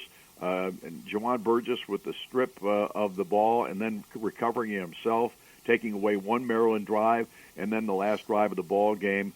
Reese Taylor steps up and gets a big pick. Of course, the ball was thrown basically right to him. But I did ask him before we went on the air in our post-game show, I said, Reese, he says, what? I said, did you go, hey, I'm open to the quarterback for Maryland? He goes, and he started laughing. He goes, it looked like it, didn't it? So at any rate, he got the big pick, and, of course, that salted away the game for Indiana. Took a knee a couple of times, but the MVP of this ball game, without question, was Peyton Ramsey. This kid continues to step up when asked after being not named the starter at the beginning of the season. Michael Penix, who continues to have some injury issues, he's played only 2 full games this year for this Indiana football team, and he goes down early in the second quarter, got a hit, got up wobbly, went out of the ball game, came back in the next series and played, but then he did not play the rest of the ball game. And so we don't know quite what his status is or what the injury is, but my guess is that it could have been very easily a concussion or a mild concussion of some kind that they didn't observe right away. But the key is Peyton Ramsey stepped into this ball game, and he was just terrific. He continues to throw the ball extremely well. He doesn't have the same arm as Michael Penix. We all know that. That's the reason he is not the starting quarterback in this football team, or at least that's why he was not announced as the starter. And Penix played terrific while he was in there. But the fact of the matter is Ramsey could have gotten in the NCAA transfer portal right away and said, that's enough. They're going to name somebody else a starter. He didn't do that. He didn't pout on the sidelines. I'm sure it was really eating him up inside that he was not the starter after being the starter for well over almost 2 years. But that said, he continues to play, continues to be a leader, continues to be a tough guy, and handle everything that's thrown at him. And, again, he was the MVP of this football game. Oh, without question, he came in off the bench and kept the consistency going with this offense. I think that was the key thing. They didn't really miss a beat when Peyton came in. They just continued the same flow that they had managed. Kalen DeBoer doing a phenomenal job with game planning. We can't forget to call him out. He's done such an exceptional job with this offense, and I think that it allows both of these players who are slightly different, but it allows both of them to come in and without missing a beat, just step right in to what's going on. No, that's exactly right. And like I said to Tom Allen on our talk show last Wednesday night, I said your most important recruit this past season was Kalen DeBoer, because I think he has been tremendous with the offensive game plans and to what this team has been able to accomplish from an offensive standpoint. And again, a big part of that success goes to what Ramsey has been able to do coming off the bench and what Penix has been able to do as the starter. But we'll have to wait and see on Penix's status for the upcoming week. Naturally, we don't know what that will be at this juncture. Hopefully, we'll find out more today at the press conference. But all that said, this was a terrific win for this Indiana football team.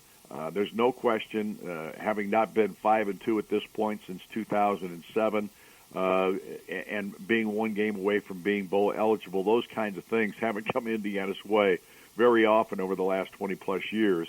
And obviously this being the second time now, it's great for this Indiana football team. It's great for the confidence of the players. And they've got two big ball games remaining in this 4-game stretch that we said was such a crucial part of this football season. And they come away with 2 victories in their first 2 games of this 4-game stretch. So this is really such a positive thing for this football program. Absolutely, Don. And now the attention turns west as the Hoosiers will travel to Lincoln, Nebraska for their next contest. They're a 3-point favorite, which and the spreads don't mean a lot. But when you look at the context that Indiana has won back-to-back Big Ten games, and they are a favorite on the road at Nebraska for the next contest, that in itself shows progression of this program that we haven't seen for a while. Well, like I said, I don't put much. I know the spread people know what they're talking about generally, but they didn't know a daggone thing when they picked the Wisconsin Badgers to be 30-point favorites over Illinois. They missed that one, didn't they? Well, that stunned everybody. I mean, there's just no question about it. All you can do is go. And here's what I would do if I'm a college football coach, and I've got a pretty good team, and we've been rolling along pretty well. I would put that game up on the board, and I would say, gentlemen, here's why you can never, ever get out of your lane and start thinking about something besides the game you're playing right now. Because let's face it, Wisconsin's supposed to be playing Ohio State. Is it next week? Yeah. Yeah, and Wisconsin obviously was looking ahead. There's just no doubt about that, because they are by far and away a much better football team than Illinois ever thought of being at this point in these two programs' situation. And honestly, there's only one way they could have gotten beat by Illinois, and if that was with their mind wasn't even thinking about them. And that's what I would put up for any football team at this point who's having a little success. Absolutely. It'll be fun heading out to Lincoln, Nebraska for a great game, a great atmosphere. I don't think Indiana's gone there, so I'm assuming you haven't called a game in that stadium. Oh, yes, before. I have. Oh, you got beat. Back in 1977, the last time Indiana played Nebraska at Lincoln, okay. Lee Corso was the coach, and Indiana got stomped by a guy named iubb. Oh, yeah. And he was the running back for Nebraska at that time, and Indiana took a real beating out there. I can't remember exactly the score, but it was something like 62-17 or 19, something like that. Holy cow! I didn't realize we had played him that recently, which is not recent. The basketball season also getting started. I'm not even going to call it a secret scrimmage. I'm going to call it a closed scrimmage with Marquette yesterday. As the information came out, Indiana lost that contest 72-69, but a couple of guys didn't play, and it's just a scrimmage. But it's good to see the guys get on the floor. Armand Franklin apparently had 14 points. What a great showing by the freshman. Well, all three of the newcomers on this ball club performed really well yesterday. Joey Brunk had 11 points and 7 rebounds. You mentioned Armand, who had 14 to lead the scoring in the contest, and Trace Jackson-Davis had 11 points. So those three guys, along with Al Durham, were the double-figure scorers. Durham played the point guard position, had 11 points and 4 assists in the ball game. I said, I don't know if I said this last week or not, or I guess I didn't because I wasn't on the show until after I saw practice. Al Durham was the best player on the floor last Monday when I watched practice. He played terrific defense. He played the point several moments of that practice session and looked really good in distributing the basketball. He shot it well. And, of course, he's already been named, voted one of the captains by this basketball team. I just think Al has really made some real inroads with his performances, and it's going to be important that he continues that. The one thing you see about Al is he's not the biggest guy in the world, and sometimes I think he wears down a little bit. But hopefully that durability is going to continue to get better, and he can continue to be that improved player. We saw him last year, thought he was one of the more improved players from his freshman season, and right now we're seeing the same thing as a junior after his sophomore season. So that's a good plus there. I think the one thing that comes out of the scrimmage yesterday, Jeb, more than anything is that there are 11 guys on scholarship in this team, and they're all going to see a lot of playing time this year if they earn it. I think Archie Miller has really decided that if you don't play the way I want you to play, you're going to be sitting down on the bench with me. And I think that's pretty much how he's going to work things this year. If you go out there and do your job and do it the way he wants you to do it, I think you're going to get playing time. But I think this is a pretty deep team, other than the fact that they've got a couple injuries right now with Rob Finney and Devontae Green, who did not play in that scrimmage. That said, the last 9 minutes of that scrimmage, the only guard that played was Armand Franklin.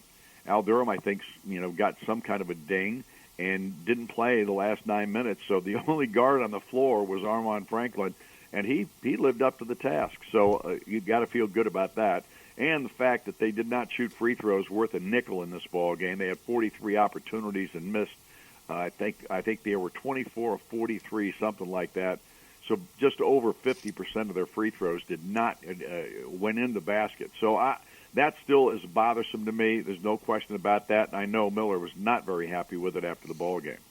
Yeah, I noticed he got a technical foul, which I'm laughing because I haven't seen him get a technical foul in any regular contest. So to see him get one in a scrimmage is kind of funny. I heard about it. I heard that it was a late whistle. Race Thompson, I think, went up and blocked a shot. And supposedly it took 3 seconds for the official to finally blow his whistle and call a foul, and Archie took umbrage with that. So at any rate, he did. I think it was fairly early in the game, too. So Archie was just getting a little something off his chest, I think. Well, Don, it's a lot coming up. Indiana traveling to Nebraska this week for a huge game. Indiana one game away from being bowl eligible this early in the season again. I don't think this has happened since either 07 or 93. You have to go back and look at that, but I think it's 07. But the fact that they are there with 5 games to go, great sign for this Hoosier football team. Yeah, there's no question. It's going to be a fun week. Obviously, Indiana, I'm still kind of stunned that they're the favorite going into this game at Nebraska, a Nebraska team that was picked to win the Western Division of the Big Ten this year. I think the media got carried away with themselves a little bit in regarding voting Nebraska as the division winner. But that all said, Nebraska is not going to be an easy test. We don't know what Martinez's status is at quarterback for them. Certainly we don't know what it is for Penix for Indiana. But right now I feel good about Peyton Ramsey and what he's been able to do in those situations where Michael has not been able to play. Absolutely. Don Fisher, the voice of the Hoosiers. We're so grateful to have him each and every week. Don, thank you, sir. Thank you, Jim. Appreciate your having me. You bet. We'll be back with more Indiana Sports Beat Radio from the Golf Club at Eagle Point Studios right after this.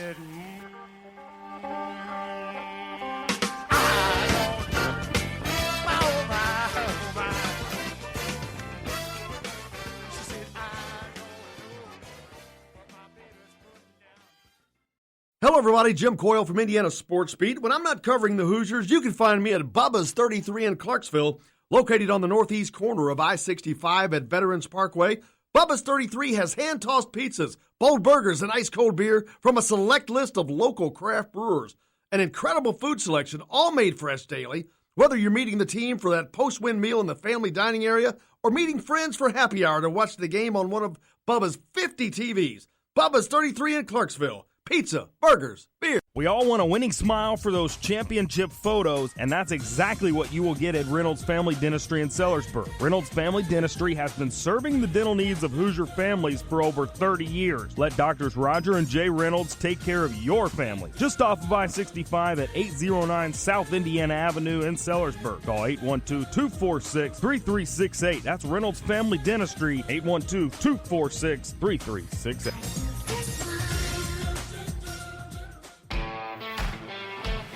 Now that warm weather has arrived, it's time to hit the links, and there's no better place than the golf club at Eagle Point in Bloomington. Voted best golf course by the readers of the Bloomington Herald-Times, the golf club at Eagle Point is under new ownership, has new fairways and bunkers, and it's open to the public. When the round's over, there's cold beer and a full menu at the Eagle Point Pub and Bistro. Call 812-824-1100 to make it tee time. That's 812-824-1100. The golf club at Eagle Point in Bloomington. This is AJ Moye. This is Dan Dockett. Hey, this is Michael Lord, former Indiana basketball player. This is Indiana football coach Tom Allen. This is Jim Coyle with the Indiana Sports Beat. You can always like and follow us on Facebook. Always follow the show rebroadcast on iTunes, Google Play, iHeartRadio, Spotify. TheDailyHoosier.com is a great place to sign up for each and every day, or, of course, on 97.7 The Ref in Evansville. For the best recycling and waste removal service, turn to the area's leader, Sweetland Waste Removal and Recycling, a homegrown company serving southern Indiana since 1995. Sweetland Waste Removal and Recycling serves Floyd, Clark, Harrison, and Washington counties. For excellent service and peace of mind, call Sweetland Waste Removal and Recycling today at 812-944-5642. That's 812-944-5642. Keep life sweet with Sweetland Waste Removal and Recycling. I'm Rain Shaddy, and I'm a Hoosier. As a toddler, you could always find me running around in a cream and crimson onesie and a red IU hat reminiscent of those worn during the world-famous William Tell timeout, shouting, "Go Hoosiers!" Like many other alum, I chose to make Bloomington my home. As a civic and alumni leader, I have become very knowledgeable about our community and would love to share my insights with you as your realtor. Find me on Facebook or call or text me, Ryan Shaddy, with FC Tucker Bloomington Realtors at 765-623-9093. You're on the line with Jamal Meeks, former Indiana Hoosier, number 23, 1992.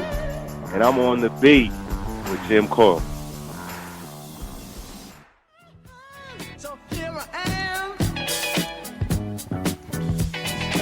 Welcome back to Indiana Sports Beat Radio. It's Tuesday, October 22nd. We appreciate you joining us.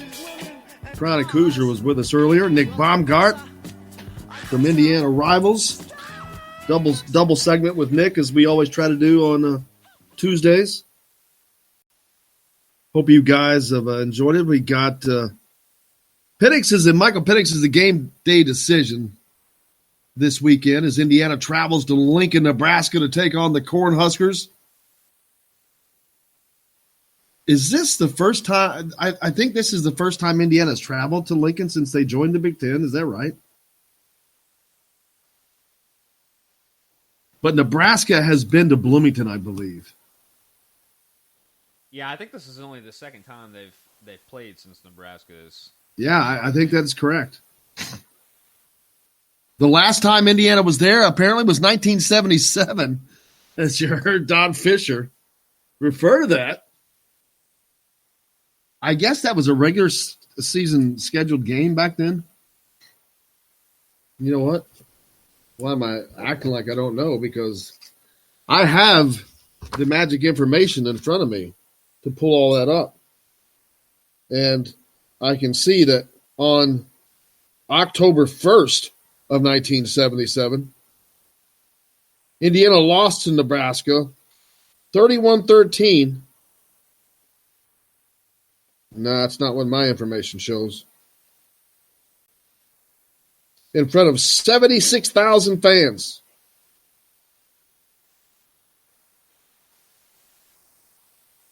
That was bested that season only by Ohio State with 87. Iowa only had 48,000 people that year. Huh. Northwestern, 18,000. Illinois, 50,000. It's funny looking at those attendances back then. Indiana did not play Michigan that year. Played Wisconsin to open the season back in 1977. Oh, my gosh. Then they played Louisiana State. That's LSU, folks. That's funny going back and looking at this. 1, 2, 3, 4, 5, 6, 7, 8, 9, 10, 11. All right, they played 11 games, but only 2 non-conference? That can't be right. But it is. Oh, Nebraska. 3rd non-conference, that's right. What a season that was.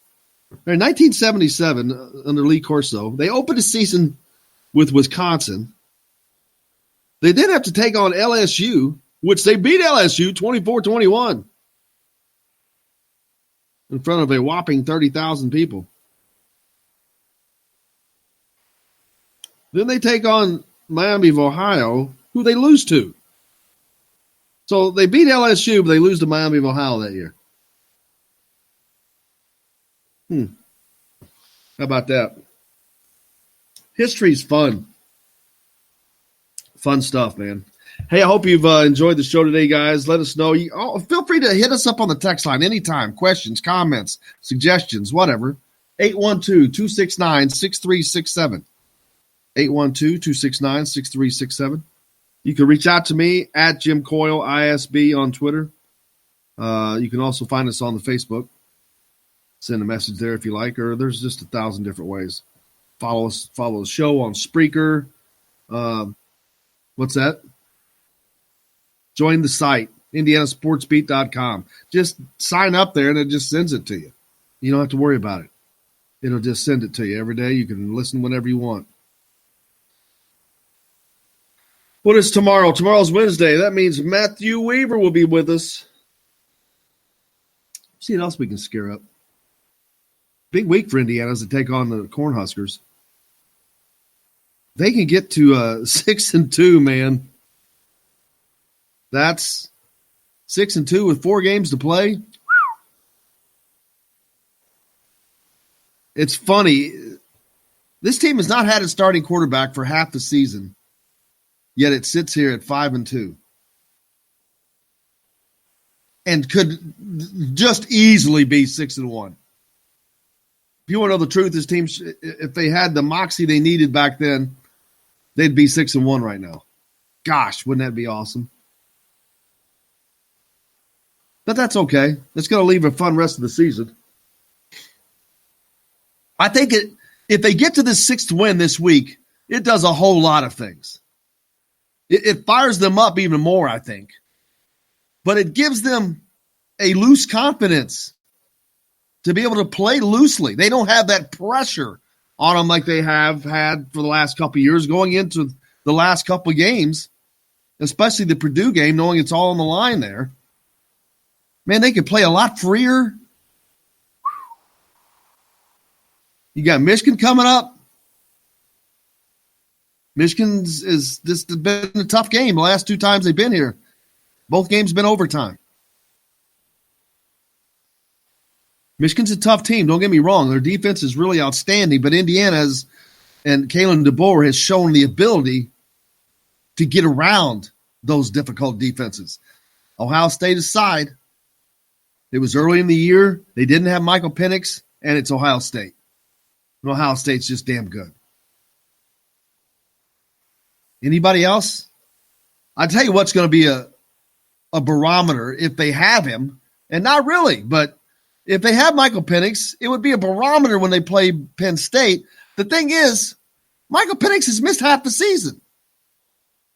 Means he's missed half of the opportunity to learn these defenses, to go against these defenses, to get better, to sharpen his craft.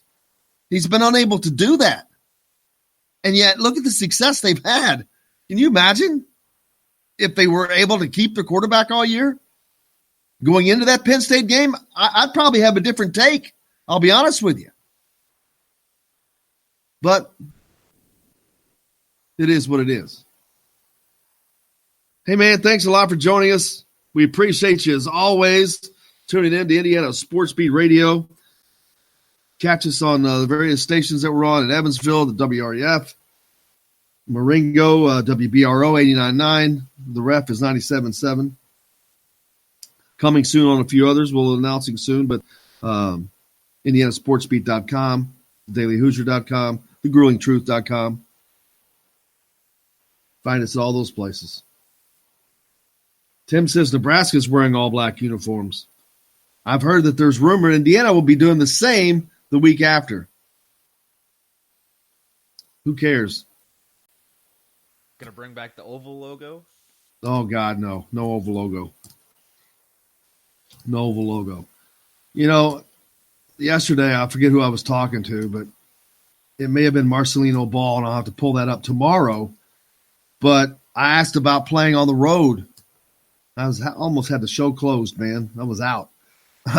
But he said we don't pay attention to that. We don't hear that. I'm not oblivious to it. And I believe it. Because the crowd is, especially when they're on defense, they're not going to be terribly loud because they don't want to disrupt their own offense. But anyway, we'll check into all that, the black uniforms and all that tomorrow. But that's going to wrap it up for us today. We appreciate you. For everybody on this program today, a big thanks to Chronic Hoosier, to Nick Baumgart. We got to hear from Peyton Ramsey and a host of other guys. For Jake, I'm Jim Coyle, and I will see you on the radio.